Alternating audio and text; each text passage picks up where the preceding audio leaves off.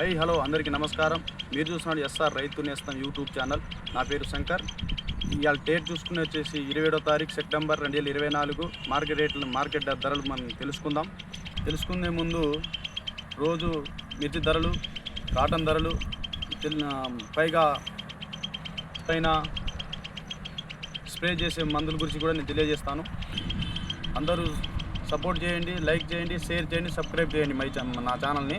ఈరోజు మిర్చి ధరలు వచ్చేసి జెండా పట్ట 20,000 చేశారు. కొనుగోలు వచ్చేసి 19,000, 19,500 నుండి కొనుగోలు చేస్తున్నారు బెస్ట్ డీలక్స్. అదేవిధంగా మీడియం బెస్ట్లు వచ్చేసి 18,000 నుండి 18,500 నుంచి తేజ రకాలు.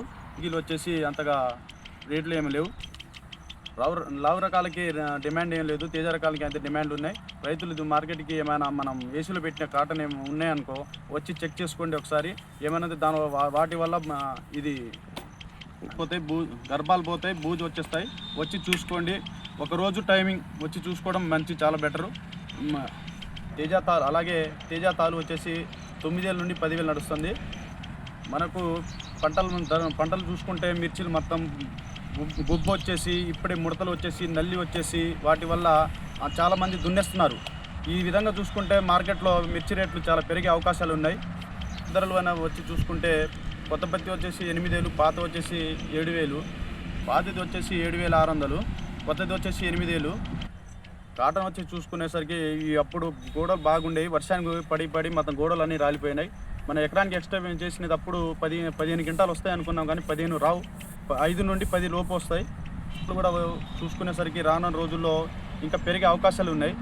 దీని ద్వారా రైతులు చాలా చూసి అమ్మగలరు. అదేవిధంగా ఇదే విధంగా ఉంటే పంటలు మొత్తం ఆగమైనాయి కాబట్టి మిర్చి ధరలు కూడా పెరిగే అవకాశాలు ఉన్నాయి. రైతులు అత్యధికంగా పెట్టుబడులు పెట్టి ఆగం కాకండి. ఎకరానికి మనం మందు కొడుతున్నామంటే 1,000 రూపాయల నుండి 1,500 లోపు ఉంటేనే మందు కొట్టుకోండి. అకీరాను, డిసైడు, ఈ మంచి కాంబినేషన్ ఉంది. ఈ రెండు ఈ మార్కెట్లో చాలా నడుస్తుంది ఇప్పుడు. అలాగే విధంగా ఆంధ్రాలో ఒక రైతు నేను మొన్న ఫోన్ చేస్తే నేను 50,000 పెట్టి ఒక కౌలు ఎకరం తీసుకున్నా అంటాడు. అయితే ఆ 50,000 పెట్టి ఆ కౌలు తీసుకున్నాడు. ఆయనకి ఏ విధంగా డబ్బులు వస్తాయి? ఇప్పుడు చూసుకుంటే ఇప్పుడు సిచ్యువేషన్ నల్లి, దోమ, ఇది ముడత, ఇది చాలా రైతులు దున్నేస్తున్నారు.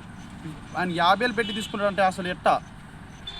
అదేవిధంగా నేను నిన్న ఖమ్మం వెళ్ళిన, అయితే ఒక పెట్టదరి షాప్ కాడ చూస్తే ఒక రైతుకు పాపం కాలుకి మొత్తం బుడదే ఉంది. అదే ఆయన ఇచ్చిన మందే తీసుకుని వెళ్తాడు, కానీ అందులో ఏ కెమికల్ ఉంది, మనం ఎందుకు స్ప్రే చేస్తున్నాం ఏందని ఆలోచించట్లేదు. పాపం వాళ్ళని చూస్తుంటే చాలా జాలి వేసింది నాకు.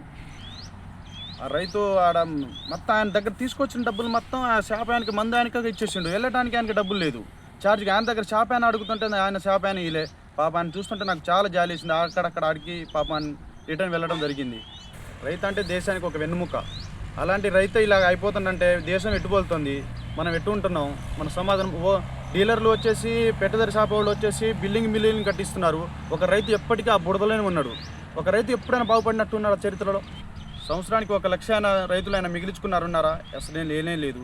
ఇప్పుడు మొన్న ఈ వర్షానికి పడి గోడలన్నీ రాలిపోయాయి, తోటలన్నీ ఆగమైపోయాయి. పత్తి మంచి రేట్లు వస్తుంది. పత్తి ఇంకా పుల్లు కాపున్నది. అప్పుడు ఉందా? లేనే లేదు. 5 గంటల నుండి 10 గంటల లోపే వస్తుంది ఇప్పుడు పత్తి.